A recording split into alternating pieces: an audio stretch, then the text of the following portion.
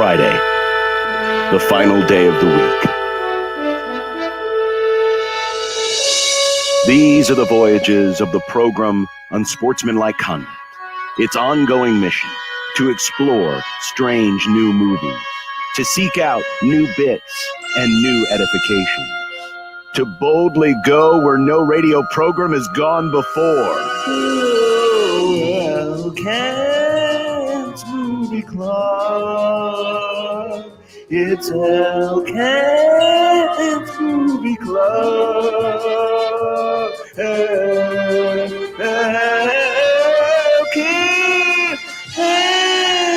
Movie Club. It's Elkent's Movie Club. It is indeed Elkent's Movie Club. We got Jimmy Allen in today for John Bishop. I'm Josh Peterson. Mike Stibbs producing. Hi. And there he is, Kent Wolgamott of the Lincoln Journal-Star. Kent, good afternoon. Happy Friday. Happy Friday. NBA is upon us. It is indeed. I imagine that you were quite stressed throughout the first half. Were you surprised at all that the Lakers got off to such a slow, sluggish start, or were you kind of expecting something like that, just given how much time LeBron and AD have missed this year? Surprised? I don't know. Really frustrated? How amazing was that shot at the end of the game, though? Oh, man. The fact that went in is incredible. Yeah.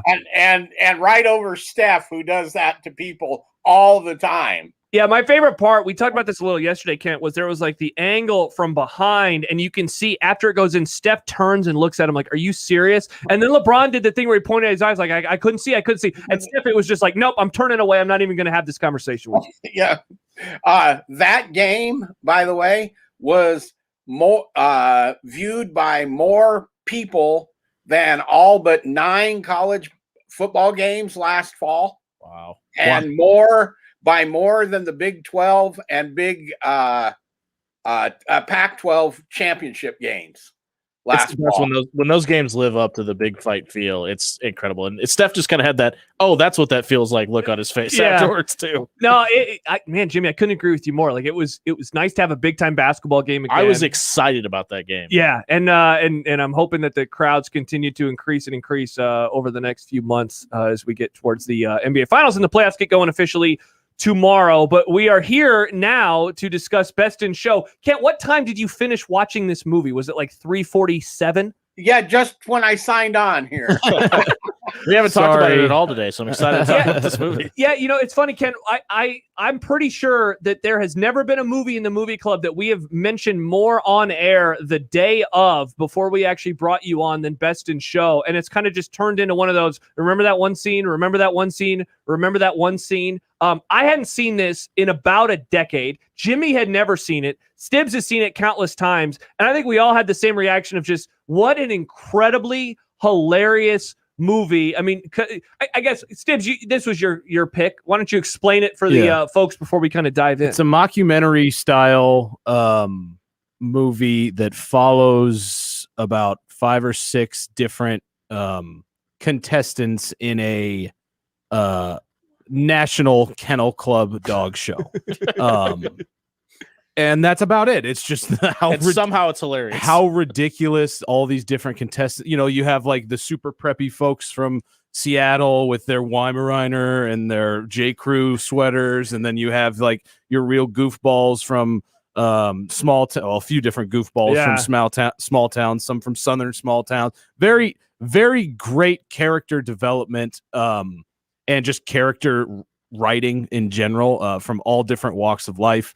The way that they interact with each other when they all make it to wherever this dog show is. It's by the same it's a Christopher Guest movie, so the same guy that did Spinal Tap and Waiting for Guffman and a lot of those movies. If you've seen them in the likes of those, it's incredible. Like Josh said, I've seen it multiple times. I also mentioned earlier in the show, or maybe it was off air, I don't remember. As many times as I've seen it, I remembered I hadn't seen the beginning of it in a very long time, because it's one of those that when it's on television or HBO or whatever, I'll just throw it on and keep it on. And so I haven't seen it from the very beginning in a very long time, which if you don't like it within the first 5 or 10 minutes, you probably won't, because the beginning is just when they introduce everybody sitting in front of the camera, like documentary style. Yep. is just perfect. Can I piggyback off that real quick? Yes, you can. The first thing I thought of when I saw them sitting, the first couple that's sitting in therapy talking about their dogs, witnessing things, was the opening scene to Wedding Crashers, where they're having the marriage counselor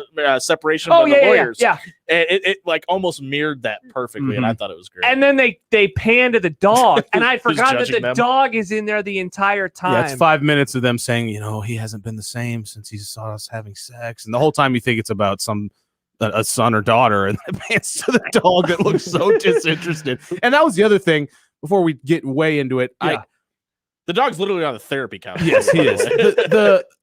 I find it so amazing because I assume, I don't know this for sure, but I would assume there is a lot of improv involved in filming something like this, considering they're working with these dogs. Because there's numerous times now that it was the 100th time I've seen it, watching them in a shot with a dog, and the dog will like do something and lick their face or jump up on something or kind of move, and they'll react to it.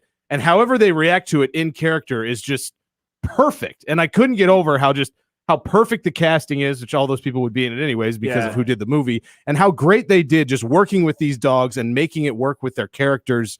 It's amazing. There's so many great recurring jokes, like with Cookie being an absolute her entire life. Every single time they get somewhere, she meets someone she has slept with in the past, even at the end of the movie. Yeah, it never stops. It's a damn near perfect movie. I love every second of that movie. Yeah, and it is probably 90% improv. Yeah, incredible. Yeah. It has. Chris Guest didn't write a script for any of these movies. He gives them like a outline. Character outline, kind of a little more than that. For points? Guffman, I interviewed Bob Balaban once, the guy who plays the doctor that's the executive guy, the little bald guy. Oh yeah. And I've interviewed Parker Posey, and she is so good at being an annoying person. Oh on man, screen. Oh yeah, she's so good at that. And he just gives them a Guffman was like 18 pages, and this one was probably more like 25, maybe. Like page, here's what the story is. Here's your character. Here's their background.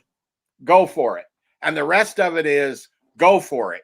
And apparently, Fred Willard, all that stuff he does is stole the show. Off the cuff, now, shtick.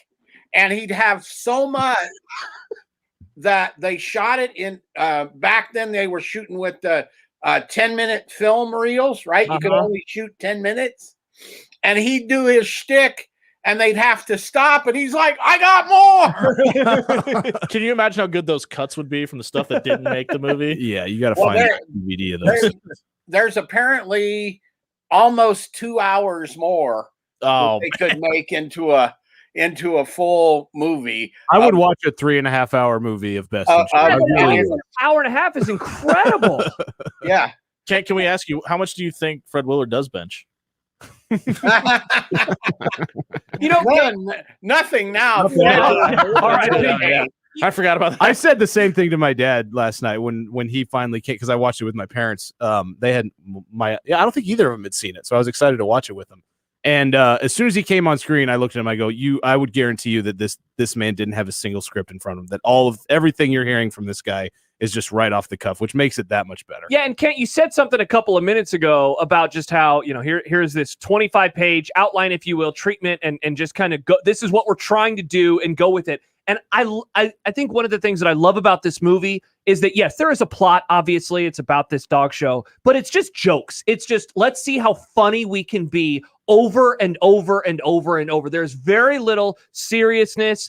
I don't even know what a serious scene in this movie would be. And I think that is, it's just so insane of a movie, but I just love how funny it is constantly. And you almost wonder what it was like on set. And if everyone felt like they had to raise their game because they're just surrounded by a bunch of comedic genius. How much fun it would have been filming that movie for them. Just honestly, just like trying to make each other laugh constantly and upping their game, trying to be the funniest one. It would have been a blast. Yeah. And if you look, excluding Spinal Tap, which was, Rob Reiner movie and Chris Guest co-wrote it, and all these people weren't in it. If you look, the first one that Chris Guest directed was Waiting for Guffman.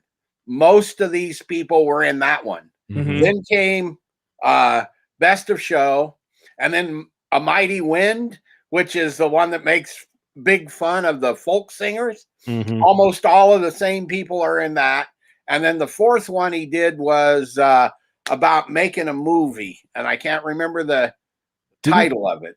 For your consideration. For your consideration. And if you look, almost all these people went from movie to movie to movie. And so they can act off of each other. And, you know, Catherine O'Hara, Eugene Levy, I think Willard was in the last three. Of course, that Harry Shearer came back. He wasn't in this one. From, you know, Nigel from Spinal Tap is in the last two. Mike McKean has done all that stuff with guests in the past. And so they all know how to work off of each other. I think this is the best of Christopher Guest's movie. And I'm not sure. Some people say it's better than Spinal Tap, but I can't go that far. Spinal Tap is a masterwork. I think one of the things that makes this so memorable is just how good the characters are. Like at various points throughout the movie, I'm like, well, I think I've decided that person is my favorite character. And then something else would happen. Like the Christopher Guest character, and he's the owner of the Bloodhound. Holland Pepper. When he first runs out with the dog and you see the way he runs, and it's just like, oh my gosh, that is just so funny. And the couple, the Parker Posey couple, her and her husband, they absolutely destroyed me. I wrote down, there was only one quote that I wrote down for this one because I didn't want to email myself for an hour and a half last night. But when she said we were so lucky to be raised by or amongst catalogs, I was like, oh, and I had forgotten like about the catalog life. Yes. And like should I wear this? You know, I don't want to wear khaki as she's wearing khaki. Is that J. Crew?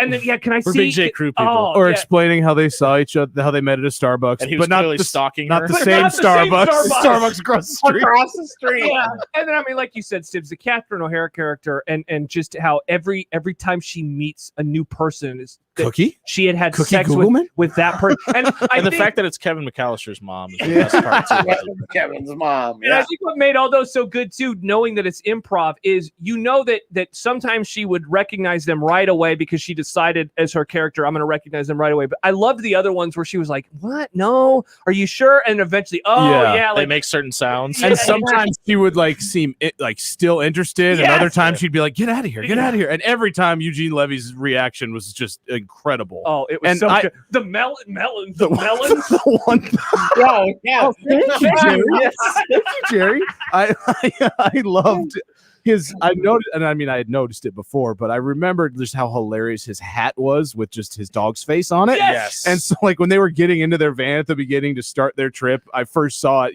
I noticed it again, and I was like, God, I got to get me one of those. That is hilarious. And then they get to the hotel, and for the first time, I realized that he's wearing one of those again, but it's a different color, which means that he has more than one different colors. He has multiple dog hats. I lost it when he walked into the hotel. It was so funny. Was the hotel manager low key one of the best characters in this movie? He was. It was great. Very earnest. Ed Begley Jr. He was one of the drummers in Spinal Tap. Yeah. I believe he exploded, perhaps.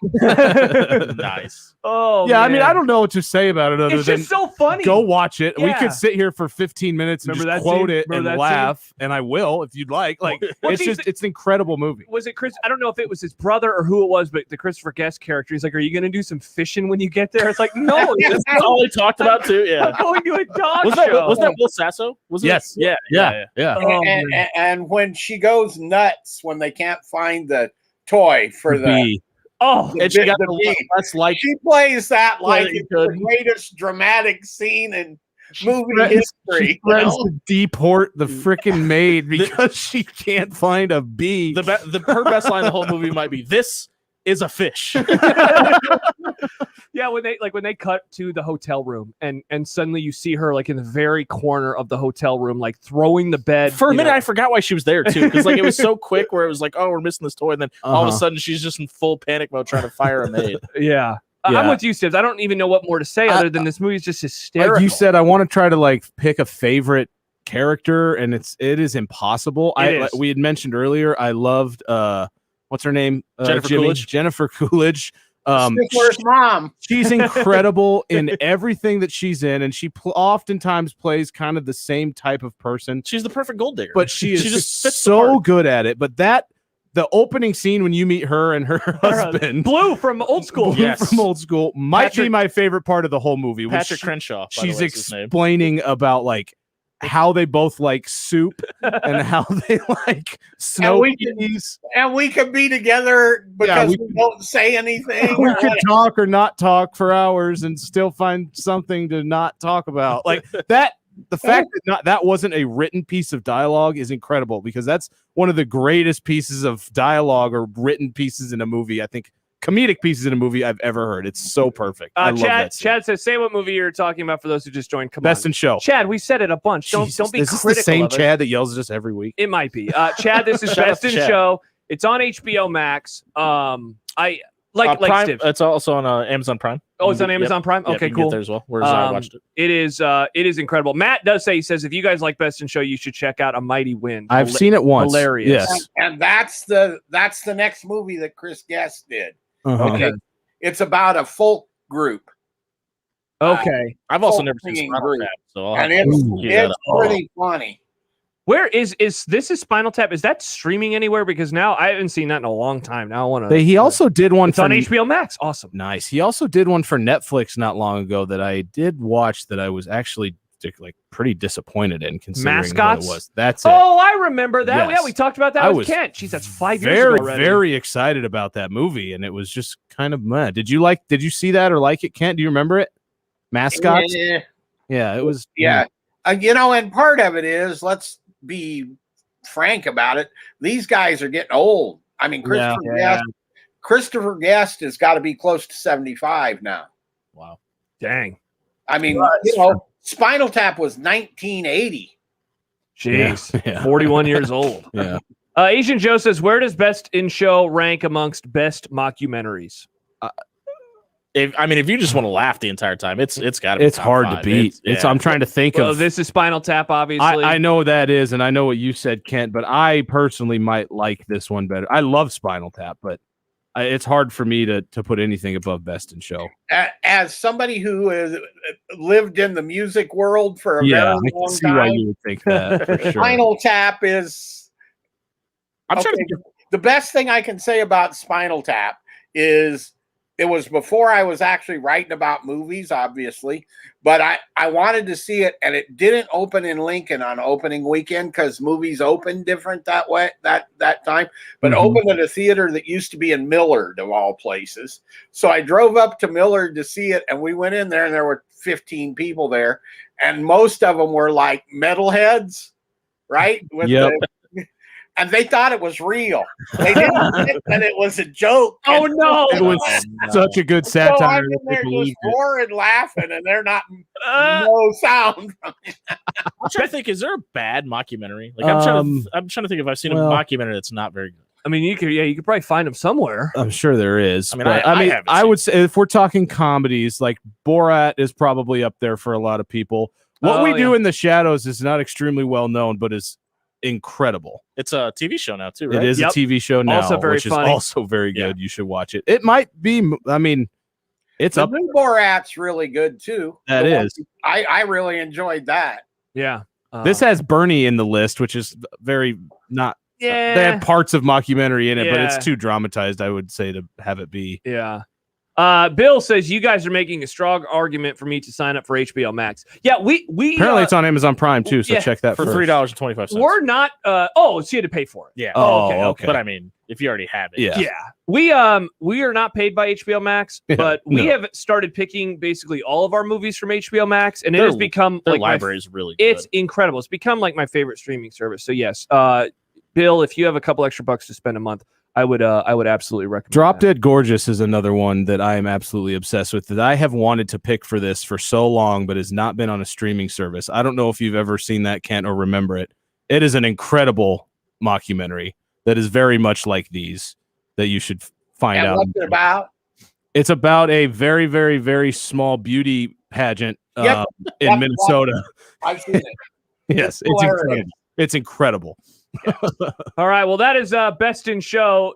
Ken has already watched ahead for next week's movie, which is Because Ken is an idiot and can't remember what we talked about. Hey, I'm happy that I don't know when Stibbs, when he asks you every day or every Friday, like, hey, are you good to go? If you end up quoting or making a reference to the movie that we will eventually watch. But I'm very happy that you did so this time because you referenced what Reservoir Dogs, which is what we are going to watch next week, which then allowed us to say, oh, crap, please watch Best in Show if you can. Yeah, just in case, might be a good idea to start doing that going forward. Yeah, right. Just in case. But yeah, Reservoir Dogs is our pick for next week. It is available on Hulu, so you can watch it there. It's so good. It is.